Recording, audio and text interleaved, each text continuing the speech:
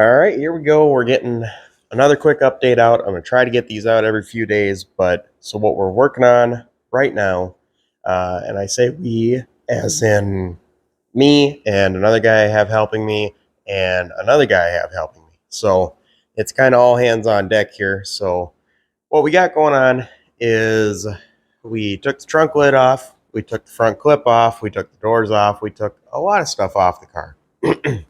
So we ended up finishing some little pinholes of welding along here. That's all good. We ended up cleaning up the trunk pan a little bit. We still got more cleaning to do with a wire wheel and a grinder and whatever other things we can do to eliminate and remove as much of this surface rust as possible. So the plan from here for the trunk is, first of all, we're going to get that quarter panel welded on. That'll happen hopefully today. And I'm a big believer in Eastwood's rust encapsulator. So what I'm going to want to do here is strip as much surface rust and anything loose as possible off of this. And I want to spray the whole trunk in that black Eastwood rust encapsulator and then paint over top of it. And I've talked to a few different people about that, about what they think is good and if they think that that's a good method of doing it. And yes, I've gotten thumbs up from multiple people I've asked about. So that's the plan for the trunk and probably for a majority of the underside of the car as well. So, and potentially the engine bay. We'll kind of get back around to that. So another thing we've been working on is fitting this corner piece has been a challenge to say the least. And you guys aren't going to be able to tell because I'm not going to be able to put it on the car, but you see how here's the original one and it's really flared out and it's actually, my camera will focus, it's actually cracked there. So that one's no good. And that's made of like a pot metal material that's very difficult to work. You can move it a little bit with, hammer and dolly and other methods. You could even heat it up and move it a little bit, but you only get a little bit of wiggle room and then it cracks. So it's kind of a tough thing. And then I ended up looking through at some of the other cars, found this one, and this one actually fits very nice up here, very nice up here. It's just a little bit high right here, so we'll have to do a little bit of blending. But that's working out good. Also, this rear package tray panel, that's all rotted out down there. I ordered one through Jigs. That should be here this week. So we will tackle that probably next weekend. So, moving around to this side of the car, not a lot going on over here other than we have the panel just set in place. Might have to do a little bit of adjusting yet, but it's pretty well set in place. Gonna need to put a few more clamps on it and start tacking it. So, and here's another look at that rust. It's pretty bad. So, interior wise, I pulled the bench seat out. There's still some parts back there. The floors are very nice, very clean. One thing I'm going to be working on is we're going to work on pulling the window trim and the windshield out, so then I can pull the dash out and start restoring the dash. But that's not super high on the priority list, but it's all got to happen because once I pull the dash down, I'll be able to get access much better to everything that is on the firewall.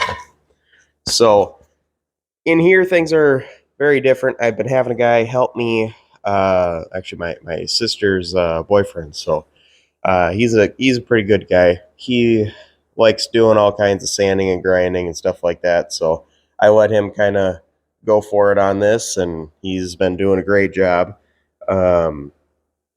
We've been using this Milwaukee grinder, and I will say I am very, very impressed with this. So if anybody's looking for a little battery powered die grinder, whether it's for just sanding stuff or porting heads or whatever, this thing has been awesome.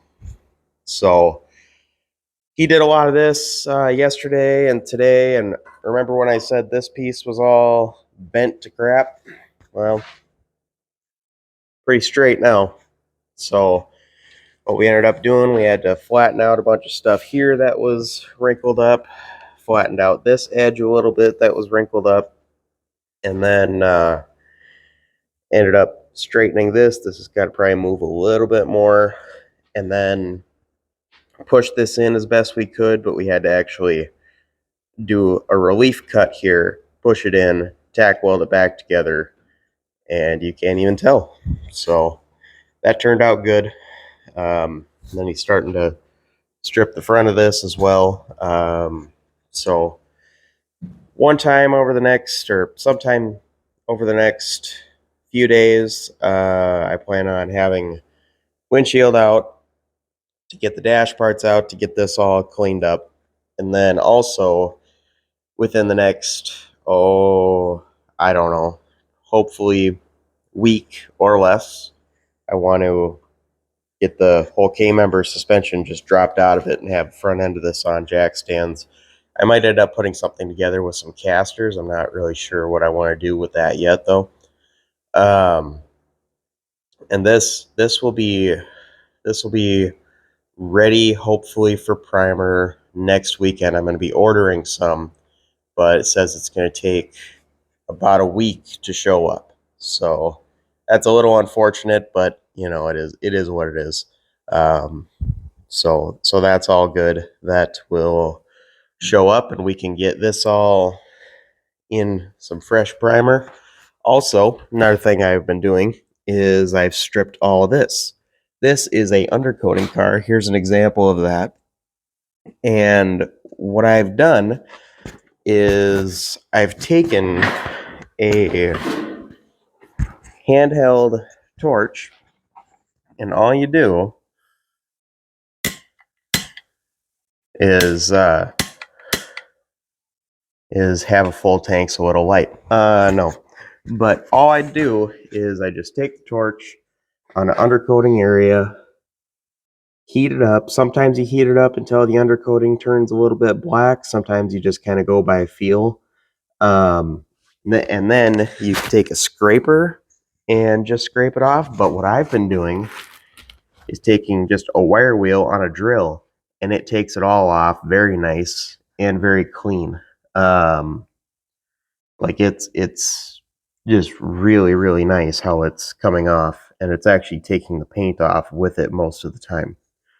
And the wire wheel is nice for getting into these around these little holes here and around these ribs and little corners and stuff. So you can use a scraper on flat areas, but this wire wheel comes in handy.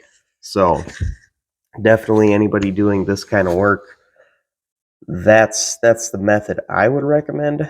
I know a lot of guys use the needle scalers, or they'll just grind right through it, and that all works. That's great.